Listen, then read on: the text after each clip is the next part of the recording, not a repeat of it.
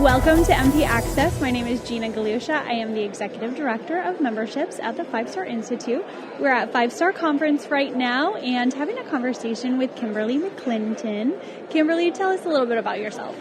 Well, I am a managing broker as well as a loan officer. Been doing this for a little while and just excited to be a part of 5-Star, a part of the Force members since for 4 years now. So it's exciting. It's exciting to be here. That is exciting. And Kimberly, you serve on our Force Advisory Council. I do, on the Advisory Council, and I've also been on the Events Council. That's right. That's right. Awesome. Kimberly this week got to be part of a fireside where she interviewed Nolan Turner from Carrington Mortgage Services. That was really great. It's phenomenal. It was. Oh my God. The awesome information combo that he shared was like really valuable so that you know what to do, what to look forward to. But not only that, take the data for yourself and be able to work that through. Tell us a little bit about your journey in real estate, how you got into it, why you got into it, and what's changed for you. So in 1996, I bought my first home. I was really young, did not understand the process or the lending particulars that we were getting attached to. We actually opened up in an ARM, and I did not understand the dynamics of the ARM, the increasing costs or the interest rates changing. And so wanted to have more information on that, as well as 4 years later, we sold our home but had no proceeds coming back to us. And it was about $30,000 that should have come to us. Oh my goodness. But it went to the loan officer. And so I felt taken advantage of and said, I want to know what to do. At that time, things weren't regulated as they are now.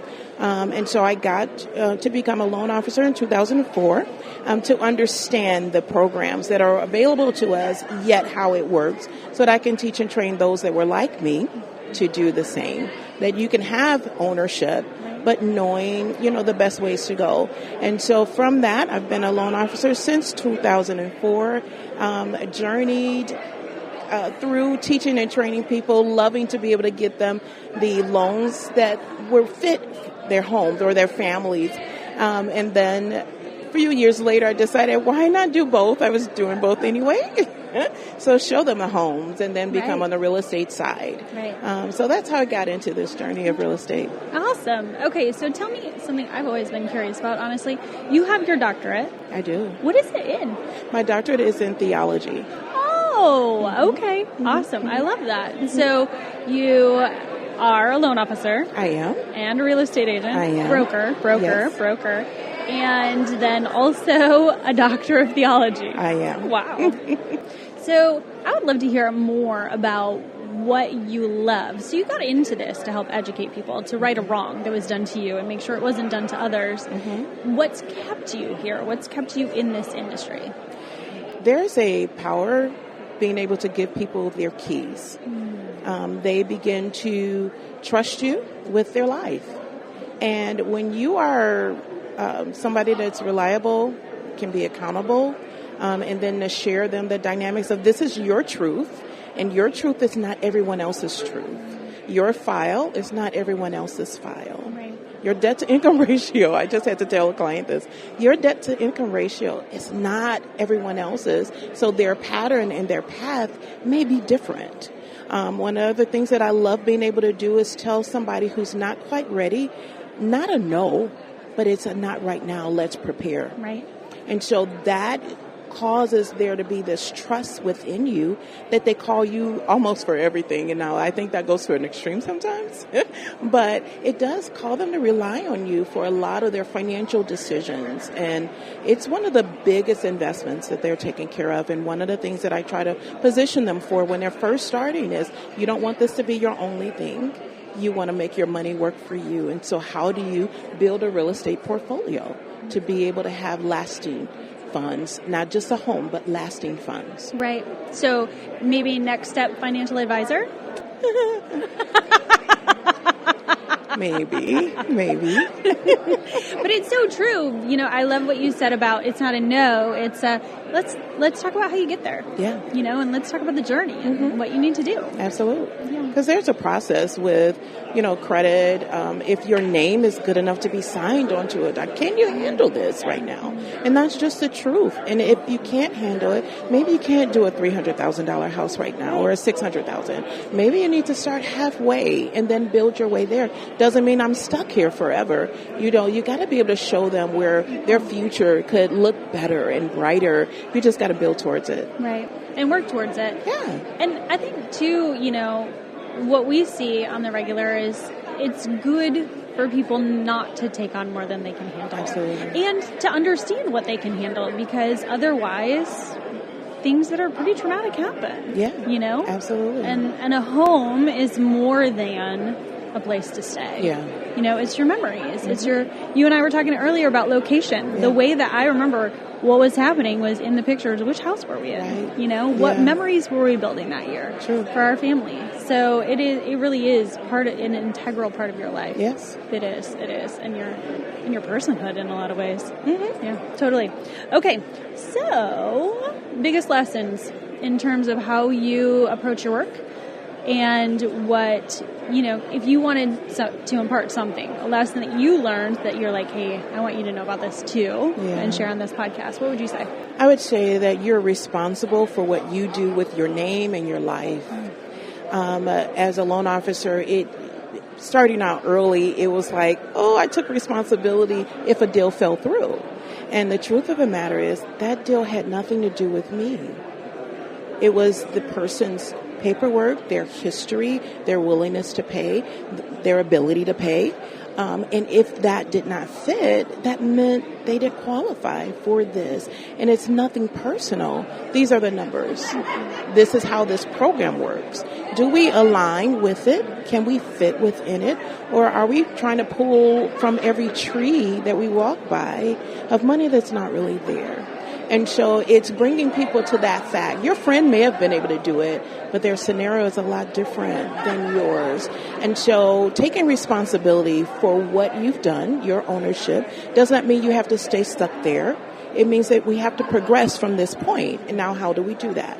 This is how we get in order. If you're willing to do these things, then we can be there. Mm-hmm. So personal growth. Absolutely. Personal accountability. Absolutely. I love that. And how do you find ways to... You're always so good about being kind and constructive in your words. Can you share a little bit more about how do you approach those conversations so that people can hear what you have to say? Yeah.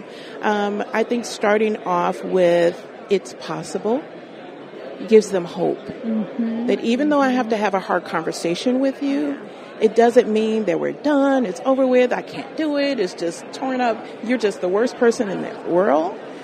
Just starting with hope, and that hope gives them, even with my clients now who may be in a predicament where they're losing their home.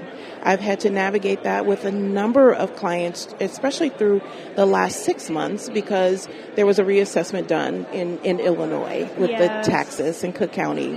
And that reassessment caused one of my clients to go from a $1,200 mortgage to $2,700 a month.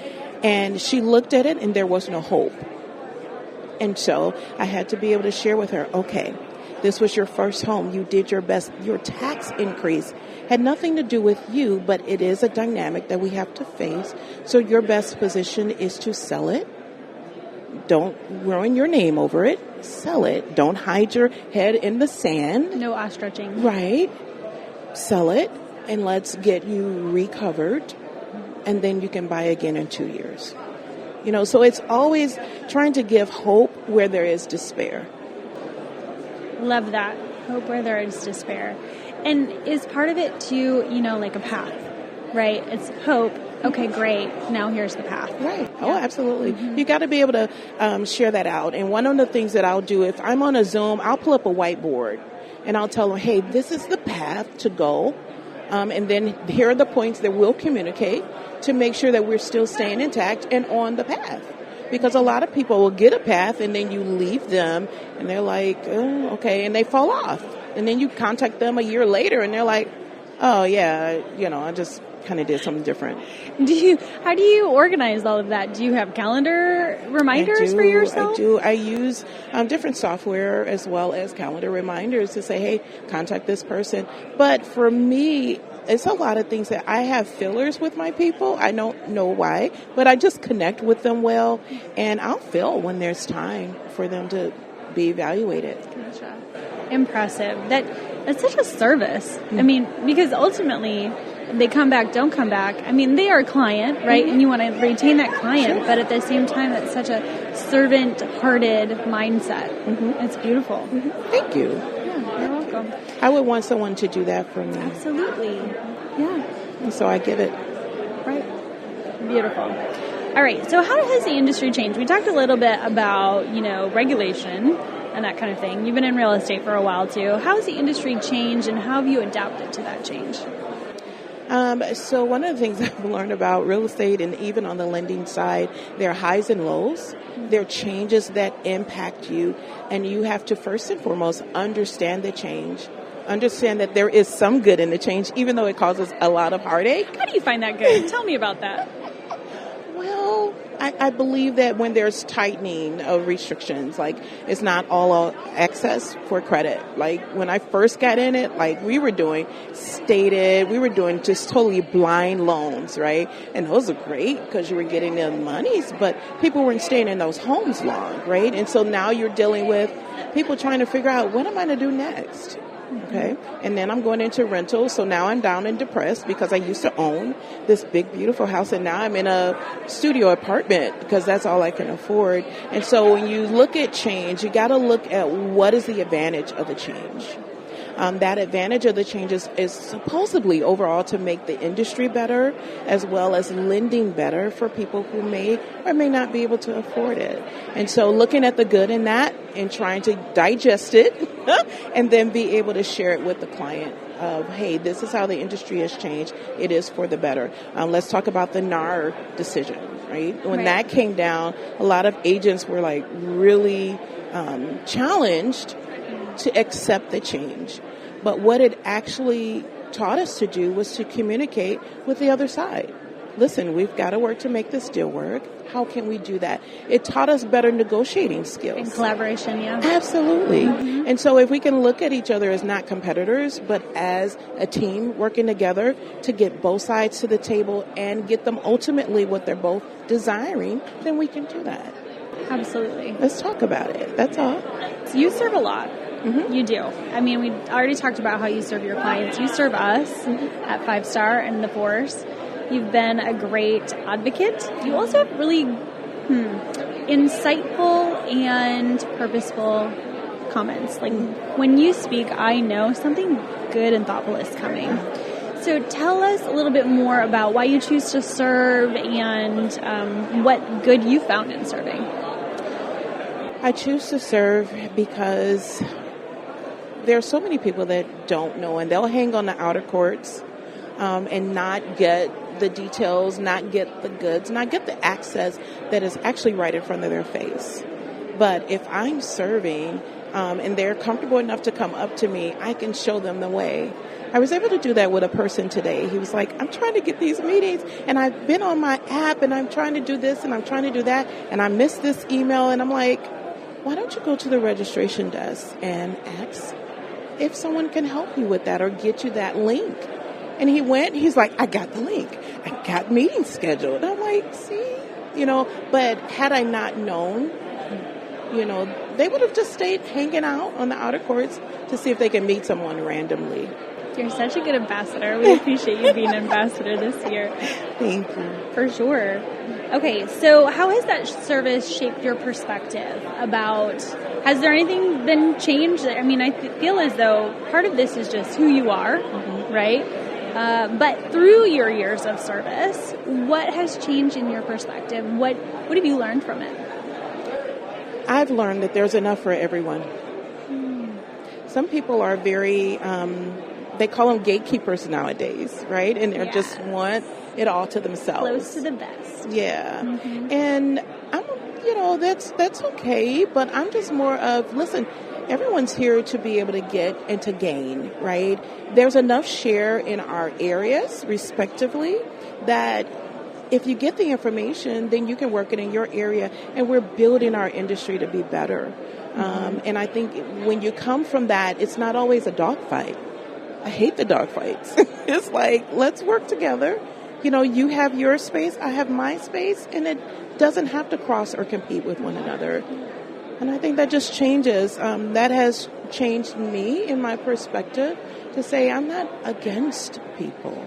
I'm actually for them winning. Yeah. And when you learn from each other instead of tear down each other, that helps improve your space. Absolutely. Right? Absolutely. When you get to know what they do and what they do well, one of the things that I've learned working in this realm is that, that saying, a rising tide lifts all boats. It's so true, because I've seen so many people who they willingly share their secret sauce, right? Like our instructors for our classes. Yes. They're like, this is what I've learned. This is the format I use. I mean, Jim is like, here, take my spreadsheet, and he's giving it to what a lot of people would say, that's your competitor. And no one's going to do it like Jim. Nope. Right? Nope. No one's going to, if everyone's better, that doesn't mean that Jim is less better. No. And so then from there, I think also we're all unique. Very much so. And so the way that you're going to implement versus the way that Jim implements is going to be different. Absolutely. And then it just embetters the entire industry. It does. But I believe it also helps the consumers, right? Because they're different personality types, they're different communication types, they're different introductions, right? And just because Jim gets an introduction to someone and may do it a little different than them, doesn't mean that I can't do it with the next client or with the next person coming up. Because there's so many. Oh, my goodness. There is. There's a lot, and when you become good at your craft, then those that are seeking your services have a variety of people to choose from, and they're going to choose based off of who they're most comfortable working with. So if we're all good, and not just one good and the rest bad, but we're all good, they have a variety to choose from. So I think that's better. And who fits their personality and how they work and Absolutely. How they hear and Because you'd rather that than have bad remarks or bad, reviews, right, on your services to someone. When you're really, really good, you just weren't compatible with each other. Right. I think the other thing is, too, just like a rising tide lifts all boats, a sinking tide sinks all boats. And that's right? it. And when you have one person who's given a bad reputation, then everyone is tarnished with that reputation. So it's another reason, to help your neighbor Absolutely. And your competitor. Absolutely. Yeah, I love it. Okay, let's see. Advice that you would give to other agents, whether new or experienced. How do they thrive in today's market? So in today's market, you have to be diverse. You have to be open to learning new things. It's not just about buying and selling. It is about, there's a whole market here for distressed properties. There's a whole market here for those that are going through, how do I recover after losing, and if you're a trusted voice, you can help from the purchase to the loss, to the short sale, to the rental, to the coming back, now in rebuilding, reestablishing. And so if we're known in the industry for that, instead of just taking advantage of people, I think it gives us a better projective. It gives us a better light on what we're doing out here. We're not just beating the streets just for the dollar. We're really doing it because we do have the heart for people. Yeah. And we, today we had classes on probate and how you can help in probate, right? Tax lien, short sale. Yes. Short sale is getting big. And, what's the other one?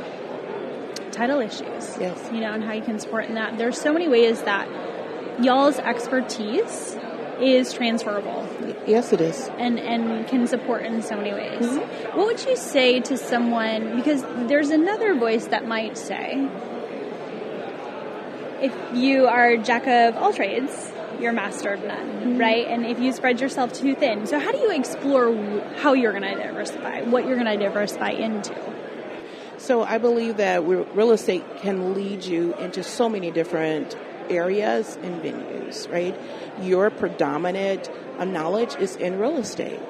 and having your tentacles, if I can use that word, having your tentacles in a number of areas, although it gives you more ability to do, it doesn't diminish what you're doing. Ultimately, you're still doing real estate. Mm-hmm. So it's that one, you're just an expert in a number of them.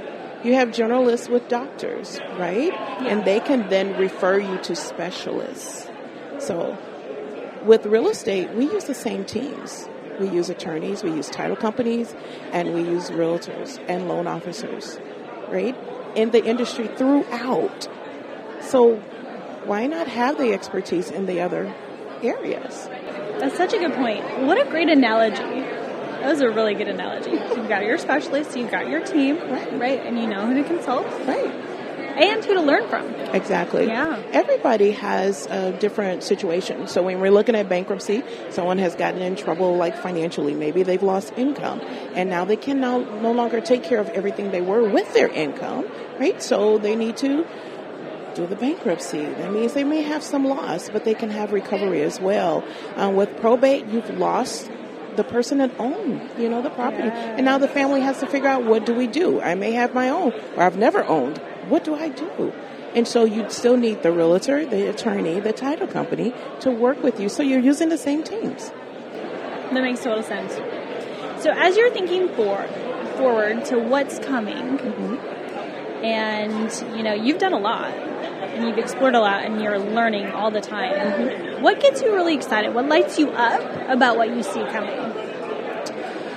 So what I see coming, especially after COVID and people recovering, and then now this moratoriums are now ending, as well as special, the ability to constantly do modifications is ending. So I see, a lot of people are getting ready to go through a change. And so it's going to be, what do I need to say? What do I need to do? What classes do I need to offer? What seminars can I offer for those people that may want to stick their hand in the sand right now, but are willing to hear what options they have available to them? Can I be that force that stands and say, hey, there's an answer and I can help you? So when you do seminars, love this, by the way, do you offer them online? Do you do them in your office and market them out? Yeah. Mm-hmm. Mm-hmm. I do both. I have an office in Olympia Fields, Illinois that I'm so really proud of. It's a great little space where people can come into a training center or a conference room style. It depends on how business I want it, or if I really want it relaxed, I can have it in a training area where they can come and just pull out their notebooks and ask questions, and I'll draw on the board for them. But I'll do the same on Zoom. So yes, and we do market it. That's very cool. I'm looking forward to that. Yay. Okay, so is there any question that I haven't asked, but that you want to speak to? Like, is there any topic that we haven't covered that you're like, I am fired up about this, I'm fired up, and I want to share it, and it needs to be said? So for agents, it's important that you are creative in your business. That's the thing. Be creative, be willing to change, and not just be stuck in one pattern. Because this business has ebbs and flows, and you got to be able to flow with the ebbs. You have to. You do. There are highs and lows. You got to be able to not just stay on the highs, but when the lows come, we're seeing a great departure from this industry because there's been a low that's hit, and people don't know how to recover. But if you're the one with the solution, you got the license, and so you should be able to really deal with it. Like from my doctoral standpoint, it's a great status. It's a great, that I've gone through the process to be able to obtain a doctoral degree. But the reality is I got to be able to work that. When you have a license, as in the real estate industry, you're trusted. You're trusted by your state. You're trusted by your local councils to be able to help people in the industry. Don't throw that away. Work it. Work it to the best of your ability, and what you don't know, you got to come to gatherings like 5 Star to be able to learn. Oh, I could do that? This license is so powerful. There's so much that you can do for the good for our people. Nice. We really appreciate you. We appreciate you being here. We appreciate you sharing this. It's my pleasure. It's such a good perspective. Here, I have one more question based on that. You're talking about the ebbs and the flows and the highs and the lows. How do you maintain your center of gravity with both? Life has ebbs and flows, and you can't just go into a dark room and close the door and say, I'm not gonna handle this day. We can't do that. So you got to find ways to make it work. And that's been something that has been put on the inside of me. My father raised a family with my mom on $27,000 and 5 kids. And so there was a gut instinct in us that you make work what has to work. And I promise you, all 5 of those kids there are 3 that are doctors, there are 2 that are VPs. And what do you do with that off $27,000 a year? You get your GERT, build your core strong, and go for it. Move. Do. Yeah, absolutely. Go. Mm-hmm. Love that. No fight, no flight, no freeze. Keep going. Yeah. Keep going. If today is a bad day, think about it, journal, decide a plan, and go for it. Thank you. You're welcome. My pleasure. And thank you for joining us for this episode with Kimberly McClinton. We're so grateful to her for sharing her story, for sharing her wisdom, and just really her good nature. So thank you, Kim.